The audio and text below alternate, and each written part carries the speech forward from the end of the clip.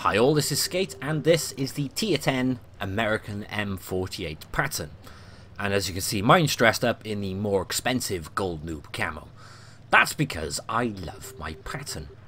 So however much I thought that camo was a bit overpriced, well, it was blatantly overpriced, but I love this tank. It's a glorious tank, and it's quickly becoming one of my favourite Tier 10 tanks. You'll see me out in this tank an awful lot. Now, I also think the E50M is a fantastic tank. But out of the two, and out of a lot of Tier 10 mediums, Patton is my favourite. It's just great. I really do like this tank. I just think it's very versatile, it's great looking, it's got a good gun, it's got a bit of everything. Obviously there are drawbacks. I mean, it's heavy. It's not the fastest of medium tanks. And it's bloody wide. Now, they're potentially drawbacks. However, the heavy thing does play to your advantage, especially when you're coming up against OBJs, Leos, STBs, and T62As, because you can ram the hell out of them. So your DPM may be slightly behind them, only by a couple of hundred, but that DPM is enough to be made up for with a good old ram, especially if you are stuck in a brawl. And then there's the other things with this tank. It has an amazing turret, and the turret is amazing. What I was mentioning about RAM just now, check it out. This is exactly what I mean. Look, we've taken one shot in, someone else has taken a shot into him. I'm going to shoot one more. Oh, not enough to finish him off, so I'll just gently tap him with my wide rear end and finish him off. I took some damage from the waffle to do that, but in the process we managed to take out what potentially is a very deadly Tier 10 medium tank. And it was funny watching the entire thing tip up. But this sort of ridge I'm on here is perfect for the tank. Any sort of ridge, dune, hill, anything you can use your gun depression on makes this tank amazing. And that's why I like it so much. I love that sort of playstyle. It's got 9 degrees of gun depression, couple that with 174mm on the turret, with a mantlet in front of it and a very well rounded and domed turret. Makes this thing ridiculously bouncy. And then it had the buff. They removed the hatch. Yeah, on a hill with just a turret poking up, this thing bounces ridiculous amounts. Then you combine that with that 105mm. Now the Ruskies obviously use 100mm, and a lot of people are big fans of them. But for me, I love 105mm guns. That's 350 damage. Granted, the Batchat doesn't have the 350. It should. That's a different topic. But I like the gun. I like how it handles. It just feels, that's best. Actually, that's the best description I could come up with. It just feels comfortable. Granted, you get shots like that. It's not a very big target where it is, but it's a gun which you can feel very relaxed with, very comfortable, and you can snap shots with it if you need to. Fully kitted out, this Patton has a 0.32 accuracy, which is not as good as the 0.27 that you'd find on, for example, an E50M or a Leo. It's the same accuracy as an STB though, yet for some reason it may just be a placebo effect because I like the tank, I don't know. I just find this gun so much more reliable than the STBs. The STB has exactly the same gun dispersion and dispersion on turret rotation. The only difference is like 0.8 seconds. No, wait, it's 0.08 seconds, which means it's negligible and is completely irrelevant, and it will not make any difference. However, I just find the gun more reliable. Now, there are drawbacks, as I mentioned at the start. Its weight being one of them, its rear end being an American, but there are so many good things about it. I mean, we've just found another M48 Patton. He has more health than us. So in theory, going blow for blow, he will win. So let's see how it pans out. And now I'm going to try something and do something which a lot of people don't do in a Patton or in mediums. I'm going to side scrape against him. Now don't get me wrong, I wouldn't dream of doing this against anything with a high penetrating gun. It won't work. However, in this circumstance, against other medium tanks, low penetrating guns, well, we've got 2 bounces so far. The hull only has 80mm, which is enough to side scrape with, and you got to consider that that lower hull is very aggressively angled. It's also completely covered in tracks. Now, completely side on to anything really, it isn't going to help you. However, look at the angle I'm at, and I've had 3 reliable bounces so far. And I believe we're going to get a fourth. No, we're not. But still, that's 3 perfectly reliable bounces from the same tank. And in that situation, we came up against exactly the same tank with just a little bit more hit points, basically the equivalent of 1 shot more, and we walked away from that brawl with, well, considerably more hit points. Honestly, in that sort of environment, if you haven't got a hill to protect you, try side scraping. Don't try it against high penetrating guns, but against other mediums, it does work. Now, talking about the hull, actually let's do the garage part first. So there's 4,493 damage, 23,000 credits, and 4 kills. And that was on a ×3, which means we got 7,000 XP. And on a garage view, the FV4202 on our team also had a very good game, and so did the Death Star on the enemy team. Now, next game. Perfect scenario for this tank. We've got Dunes, Hello Benny Bot 1000 on the enemy team. There are several Benny Bots, and they're all a great bunch, so I always like to see them in the game. Prefer you guys, if any of you watch this, to be on the greens, not the reds, but hey, you deal with the hand you dealt. Yeah, ridges. This sort of environment is just fantastic for the M48 Patton. There's dunes everywhere, and I can just maximise my armour. And that's what I was mentioning about the hull. The upper front plate, on the flat, it's okay-ish. If anyone's pointing down on it, they're going to penetrate it all day long. On a dune, when you're using your gun depression, it becomes very, very bouncy. However, you want to be in an environment and pick a dune or a ridge where you're not exposing anything but the turret. This position on this ridge is perfect for this tank, and like I said, it just becomes incredibly bouncy. The sides we've pretty much already covered. Everything's going to penetrate it. Against other mediums, you can angle up, and you'd be surprised how effective it is at side scraping against other medium tanks. Against anything against the rear though, nah. It's positively American on the butt, which means it has no armour whatsoever between those 2 tracks, and anything from a tier 1 tank can penetrate the bum.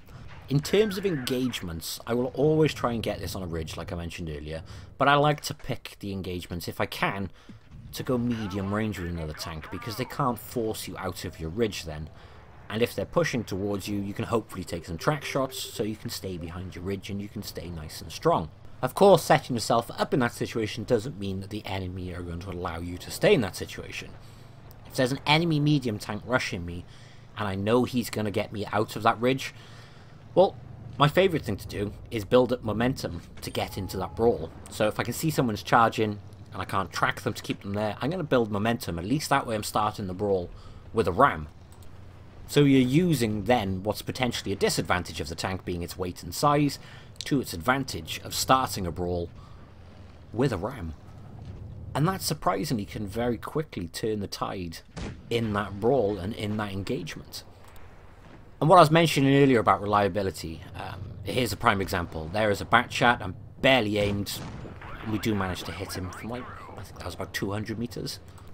And check that out, the Leopard PTA was just next to the IS-7, and we managed to turn our tank in time, and as long as we were pointing at him, he bounced off our mantlet and off our turret, which as I mentioned is ridiculously strong and troll. So I'm going to go engage him with the bat chat, because the bat chat alone, once he's finished his clip, won't be able to finish him off. It also means we're only fighting 1 flank then and not 2. But as I mentioned earlier, when I'm going in for an engagement like this, I'll always start with a ram. I did 114 damage to myself, but we did over double that to him. In the time me and the bat chat have been over here, sadly the flank has started to fall on the enemy team. We're now in a 3 versus 5 environment. If I rush out, I'm going to get nailed, so again, I'm sitting on my dune, making sure I am still effective. We did get 1 into the side of the mouse then, and you can see our E100's in a bit of trouble, so I do want to try and help him out, and we do manage to get 1 into the lower plate of that angled T-54 E1.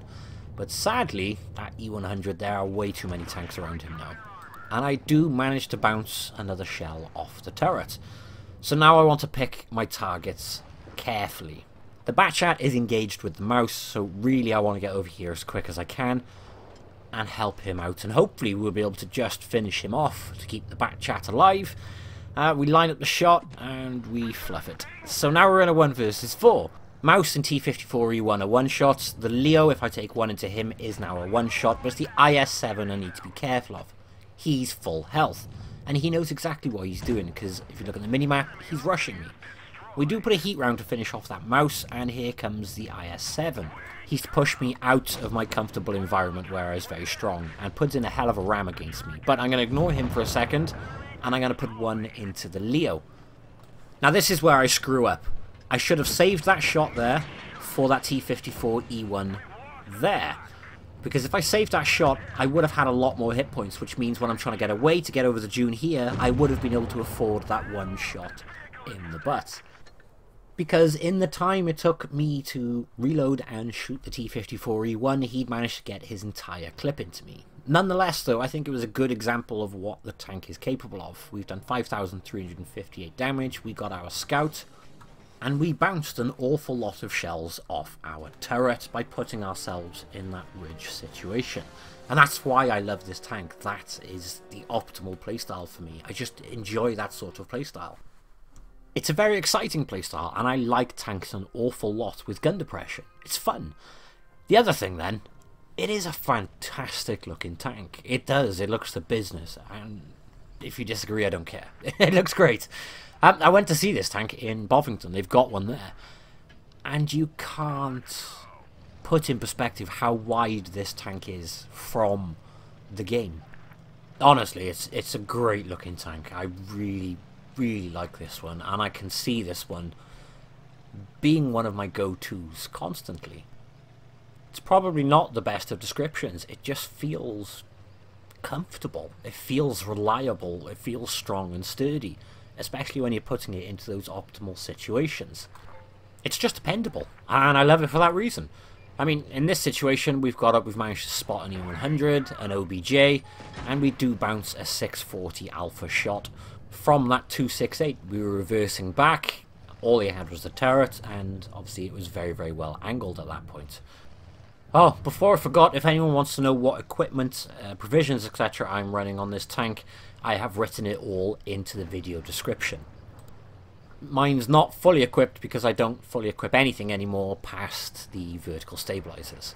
Now I thought that Object 140 was going for B. As soon as I realized he's not, I'm going to go try and engage him. Again, I'm in a situation where hopefully I can use my gun depression, but he does reverse back and it's just out of reach, which means we do have to poke out more. We do manage to put him straight through the OBJ's roof because we're shooting down on it and it's soft, but he does manage to get one back into us. And you can see I'm aiming for that roof again, but where he is, in the position he is, I just don't have the gun depression.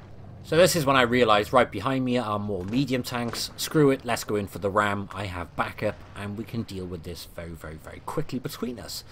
However, he sees the ram coming, just pulls forward, and I do 9 damage to him. We put one into him though, and so do 2 other people. He puts another one into us, and then I completely fluff that shot. He bounces that one off the turret, and we've done 48 damage with that ram, and just finish him off with another shell. Now, however, we're in a situation where the Reds are winning the brawl up by A. I managed to get one more quick shell into the back of the AMX 5120, and then the IS-8 finishes him off. However, they have 3 full health, heavy German tanks, so the game isn't over. They've also got a full hit point tortoise. However, we have put a shot into his track, which means that the friendly medium next to me can also just work him down. You can see I'm putting every single one of my shots into his track, which is enough. It's a 6.6 second reload. It's more than enough, well, in this situation, to keep him permatracked. And now we've got the 3 German heavies pincered. However, the friendly over there is on ridiculously low health. I'm going to come out and screw a shot up on the VK4502B because I have a very troll lower plate, and I'm ignoring him now because I want to get rid of that E100. You'll see I'm flagging him now for the attention of the team to try and get the team to address him. He's potentially a one-shot for me if I roll a little bit high. I do manage to get one into his lower plate, but for a low roll of 314, which leaves him on about 50 hit points. I then screw up my second shot and shoot too low and miss the track wheel. The T-54 behind me is now on very low hit points, Scrap that, he is now dead. I bounce another shell from the 4502B lower plate, and that's when he decides to rush me.